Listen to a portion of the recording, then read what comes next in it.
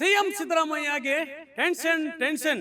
ಇತ್ತ ಬೈರತಿ ಸುರೇಶ್ ವಿರುದ್ಧ ದೂರುದಾರ ಸ್ನೇಹಮಯಿ ಕೃಷ್ಣ ಗಂಭೀರ ಆರೋಪ. ಸಾಕ್ಷಿ ನಾಶ ಮಾಡಿದ್ರ ಸಚಿವ ಬೈರತಿ ಸುರೇಶ್.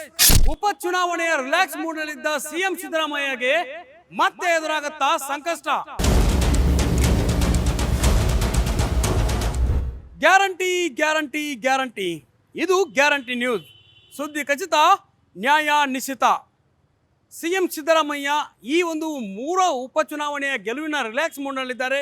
3ಕ್ಕೆ 3 ಕ್ಷೇತ್ರವನ್ನು ಗೆದ್ದು ಕಾಂಗ್ರೆಸ್ ರಾಜ್ಯದಲ್ಲಿ ಬಿಜೆಪಿ ಜೆಡಿಎಸ್ ವಿರುದ್ಧ ಮತ್ತೆ ತೊಡೆತಟ್ಟಿದೆ.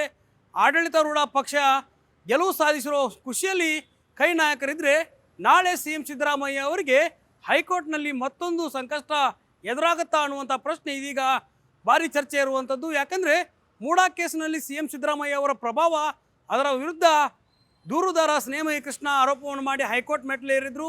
ಈ ಒಂದು ವಿಚಾರಣೆ ಲೋಕಾಯುಕ್ತದಲ್ಲಿ ಸರಿಯಾಗಿ ಆಗ್ತಾ ಇಲ್ಲ.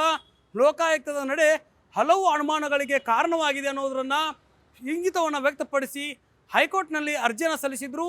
ಮೂಡಾ ಕೇಸ್ನಲ್ಲಿ ನಡೆದಂಥ ಯಾವೆಲ್ಲ ಅಂಶಗಳಾಗಿದ್ದಾವೆ, ಅದರಲ್ಲೂ ಕೂಡ ಯಾವ ರೀತಿ ಅಕ್ರಮ ಆಗಿದೆ, ಭ್ರಷ್ಟಾಚಾರ ಆಗಿದೆ, ಅಥವಾ ಸಿಎಂ ಸಿದ್ದರಾಮಯ್ಯ ಪ್ರಭಾವವನ್ನು ಬೀರಿದ್ದಾರೆ ಅನ್ನುವ ನಿಟ್ಟಿನಲ್ಲಿ ಈ ಒಂದು ನವೆಂಬರ್ 25ರವರೆಗೆ ಲೋಕಾಯುಕ್ತ ನಡೆಸಿರುವಂಥ ತನಿಖೆಯ ವರದಿಯನ್ನು ಕೂಡ ಕೋರ್ಟ್ ಕೇಳಿತ್ತು. ಈ ಒಂದು ಎಲ್ಲ ಅಂಶಗಳನ್ನ ಗಮನದಲ್ಲಿಟ್ಕೊಂಡು ನೋಡೋದಾದರೆ, ಸಿಎಂ ಸಿದ್ದರಾಮಯ್ಯ ಅವರಿಗೆ ನಾಳೆ CBI ಶಾಕ್ ಕೊಡುತ್ತಾ? ಹೈಕೋರ್ಟ್ ಒಂದು ವೇಳೆ CBIಗೆ ಈ ಒಂದು ಪ್ರಕರಣವನ್ನು ನೀಡಿದರೆ ಸಿಎಂ ಸಿದ್ದರಾಮಯ್ಯ ಅವರ ಮುಂದಿನ ನಡೆ ಏನು? ಹೀಗೆ ಹಲವು ವಿಚಾರಗಳು ಚರ್ಚೆಯಲ್ಲಿರುವಂಥದ್ದು. ಸಿಎಂ ಸಿದ್ದರಾಮಯ್ಯ ಅವರಿಗೆ ಸಂಕಷ್ಟ ಎದುರಾಗುತ್ತಾ? ಯಾಕಂದರೆ ಈ ಒಂದು ಪ್ರಕರಣದಲ್ಲಿ ಇಡಿ ಅಧಿಕಾರಿಗಳು ಎಂಟ್ರಿಯನ್ನು ಕೊಟ್ಟಿದ್ದಾರೆ. ಲೋಕಾಯುಕ್ತ ಕೂಡ ತನಿಖೆಯನ್ನು ನಡೆಸ್ತಾ ಇದೆ. ಅದರಲ್ಲೇ ಸರ್ಕಾರ ಒಂದು ಆಯೋಗವನ್ನು ಕೂಡ ರಚನೆಯನ್ನು ಮಾಡಿ ಈ ಒಂದು ಪ್ರಕರಣದ ತನಿಖೆಯನ್ನು ನಡೆಸ್ತಾ ಇದೆ. ಇದೆಲ್ಲದರ ನಡುವೆ ಹೈಕೋರ್ಟ್ನಲ್ಲಿ ಈ ಒಂದು ವಿಚಾರಣೆ ಬಹಳಷ್ಟು ಕುತೂಹಲ ಕೆರಳಿಸ್ತಾ ಇದೆ. ಇದೆಲ್ಲದರ ನಡುವೆ ದೂರುದಾರ ಸ್ನೇಹಮಯಿ ಕೃಷ್ಣ ನಗರಾಭಿವೃದ್ಧಿ ಸಚಿವ ಬೈರತಿ ಸುರೇಶ್ ಅವರ ವಿರುದ್ಧ ಮತ್ತೊಂದು ಗಂಭೀರ ಆರೋಪವನ್ನು ಮಾಡಿರುವಂಥದ್ದು. ಕೆಲವೊಂದಿಷ್ಟು ದಾಖಲೆಗಳನ್ನು ಬಿಡುಗಡೆ ಮಾಡುವ ಮೂಲಕ ಬೈರತಿ ಸುರೇಶ್ ಅವರು ಮೈಸೂರಿನ ನಗರಾಭಿವೃದ್ಧಿ ಕಚೇರಿಗೆ ಭೇಟಿಯನ್ನು ನೀಡಿ ಅಲ್ಲಿರುವಂಥ ದಾಖಲೆಗಳನ್ನು ಹೆಲಿಕಾಪ್ಟರ್ನಲ್ಲಿ ತೆಗೆದುಕೊಂಡು ಹೋಗಿದ್ದಾರೆ ಅನ್ನುವಂಥ ಆರೋಪವನ್ನು ಮೊದಲ ದಿನದಿಂದ ಮಾಡ್ತಾ ಇದ್ರು. ಸ್ನೇಹಮಯಿ ಕೃಷ್ಣ ಅವರ ಆರೋಪವನ್ನೇ ಬಿಜೆಪಿ ಮತ್ತು JDS ನಾಯಕರು ಕೂಡ ಮಾಡ್ತಾ ಇದ್ರು. ಇದೆಲ್ಲಕ್ಕೂ ಹಿಂಬು ಕೊಡುವಂತೆ ಲೋಕಾಯುಕ್ತ ಅಧಿಕಾರಿಗಳು ಮೂಡಾ ಕಚೇರಿಗೆ ಸರ್ಚ್ ವಾರೆಂಟ್ ಕೊಟ್ಟ ಬೆನ್ನಲ್ಲೇ ಈ ಒಂದು ಬೈರತಿ ಸುರೇಶ್ ಅವರು ಆ ಕಚೇರಿಗೆ ಭೇಟಿಯನ್ನು ನೀಡಿದ್ರು. ಭೇಟಿಯನ್ನು ನೀಡಿದ ಬಳಿಕ ಸಾಕಷ್ಟು ದಾಖಲೆಗಳು ಕಾಣೆಯಾಗಿದ್ದಾವೆ ಅನ್ನುವಂಥ ಆರೋಪ ಇದೀಗ ರಾಜ್ಯ ಸರ್ಕಾರ ಬೈರತಿ ಸುರೇಶ್ ಸಿಎಂ ಸಿದ್ದರಾಮಯ್ಯ ಅವರ ಮೇಲೆ ಇರುವಂಥದ್ದು. ಹೀಗಾಗಿ ಈ ಒಂದು ಪ್ರಕರಣದಲ್ಲಿ ಸಾಕ್ಷ್ಯ ನಾಶ ಆಗಿದೆ ಅನ್ನುವಂಥ ಗಂಭೀರವಾದ ಆರೋಪವನ್ನು ದೂರುದಾರ ಸ್ನೇಹಮಯಿ ಕೃಷ್ಣ ಮಾಡಿರೋದ್ರಿಂದ ಈ ಪ್ರಕರಣ ಮುಂದೆ ಯಾವ ರೀತಿಯ ಪರಿಣಾಮವನ್ನು ತೆಗೆದುಕೊಳ್ಳುತ್ತೆ, ಯಾವ ರೀತಿ ತಿರುವುಗಳನ್ನ ತೆಗೆದುಕೊಳ್ಳುತ್ತೆ ಅನ್ನೋದನ್ನ ಕಾದು ನೋಡಬೇಕಾಗಿದೆ. ಯಾಕಂದರೆ ಕೋರ್ಟ್ನಲ್ಲಿ ನಾಳೆ ಏನಾದರೂ ಸಿಎಂ ಸಿದ್ದರಾಮಯ್ಯ ಅವರ ಈ ಒಂದು ಪ್ರಕರಣದ ವಿಚಾರಣೆಯನ್ನು ಕೋರ್ಟ್ CBIಗೆ ನೀಡುತ್ತಾ, ಲೋಕಾಯುಕ್ತದ ಮೂಲಕವೇ ವಿಚಾರಣೆ ನಡೆಸುತ್ತಾ, CBIಗೆ ಕೊಡುತ್ತಾ, ಹೀಗೆ ಹಲವು ಪ್ರಶ್ನೆಗಳು ನಮ್ಮ ಮುಂದೆ ಇರೋದ್ರಿಂದ ನಾಳೆ ಸಿಎಂ ಸಿದ್ದರಾಮಯ್ಯ ಅವರಿಗೆ ನಾಳೆ ಸವಾಲಿನ ದಿನ ಆಗಿದೆ.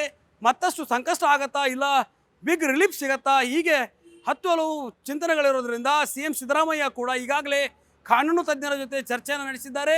ನಾಳೆ ಕೋರ್ಟ್ನಲ್ಲಿ ಯಾವ ರೀತಿ ವಿಚಾರಣೆಗೆ ಒಳಗಾಗಬೇಕು, ಅದರ ಜೊತೆಗೆ ನಾಳೆ ಏನಾದರೂ ಮಿಸ್ ಮಾಡೋಕ್ಕೆ ಸಾಧ್ಯ ಇದೆಯಾ, ಒಂದು ವೇಳೆ ಸಿಎಂ ಸಿದ್ದರಾಮಯ್ಯ ಅವರು ವಿಚಾರಣೆಯಿಂದ ಹಿಂದುಳಿದರೆ, ಒಂದು ವೇಳೆ ವಿಚಾರಣೆಗೆ ಹೋಗದೇ ಇದ್ದರೆ ಮುಂದಿನ ಕಾನೂನು ಪ್ರಕ್ರಿಯೆಗಳು ಕೂಡ ಹೇಗಿರುತ್ತೆ ಅನ್ನೋದು ಕೂಡ ಇಲ್ಲಿ ಬಹಳ ಮುಖ್ಯ ಆಗಿರೋದ್ರಿಂದ ಸಿಎಂ ಕೂಡ ಕಾನೂನು ತಜ್ಞರ ಜೊತೆಗೆ ಚರ್ಚೆಯನ್ನು ನಡೆಸಿಯೇ ಮುಂದಿನ ಹೋರಾಟವನ್ನು ಮಾಡ್ತಾರೆ. ಅದರ ಜೊತೆಗೆ ಹಿರಿಯ ವಕೀಲರ ಸಂಪರ್ಕ ಕೂಡ ಈಗಾಗಲೇ ಮೊನ್ನೆ ದೆಹಲಿಗೆ ಹೋಗಿ ಸಿಎಂ ಸಿದ್ದರಾಮಯ್ಯ ಮಾಡಿದ್ರು. ಅವರ ಒಂದು ಕೆಲವಿಷ್ಟು ಸಲಹೆಗಳನ್ನು ಕೂಡ ಸಿಎಂ ಸಿದ್ದರಾಮಯ್ಯ ಪಡೆದುಕೊಂಡು ಬಂದಿದ್ದಾರೆ. ಉಪಚುನಾವಣೆಯ ಗೆಲುವು ಒಂದು ಕಡೆ ಆದರೆ ಲೋಕಾಯುಕ್ತ ತನಿಖೆ ಒಂದು ಕಡೆ ಸಾಗ್ತಾ ಇದೆ. ಅದರ ಜೊತೆಗೆ ಇಡಿ ಅಧಿಕಾರಿಗಳ ತನಿಖೆ ಕೂಡ ಈಗಾಗಲೇ ಈ ಒಂದು ಪ್ರಕರಣದಲ್ಲಿ ಇರೋದ್ರಿಂದ ಪ್ರಕರಣ ಗಂಭೀರತೆಯನ್ನು ಯಾವ ರೀತಿ ತೆಗೆದುಕೊಳ್ಳುತ್ತೆ, ಹೈಕೋರ್ಟ್ ಏನಾದರೂ ಈ ಒಂದು ಪ್ರಕರಣವನ್ನು ಗಂಭೀರವಾಗಿ ತೆಗೆದುಕೊಂಡು ಸಿಎಂ ಅವರ ಪ್ರಭಾವ ಬೀರಿದ್ದೇ ಆದಲ್ಲಿ CBIಗೆ ಕೊಟ್ಟರೆ ಸಿಎಂ ರಾಜೀನಾಮೆ ಕೊಡಬೇಕಾದಂಥ ಅನಿವಾರ್ಯತೆ ಕೂಡ ಇಲ್ಲಿ ಸೃಷ್ಟಿಯಾಗತ್ತಾ ಅನ್ನೋದನ್ನು ಕಾದು ನೋಡೋಣ. ಕ್ಯಾಮ್ರಾ ಪರ್ಸನ್ ಪಂಪಾಪುರಿ ಜೊತೆ ದುರ್ಗೇಶ್ ನಾಯಕ, guarantee news, Bengaluru. Guarantee news, ಸುದ್ದಿ ಖಚಿತ, ನ್ಯಾಯ ನಿಶ್ಚಿತ.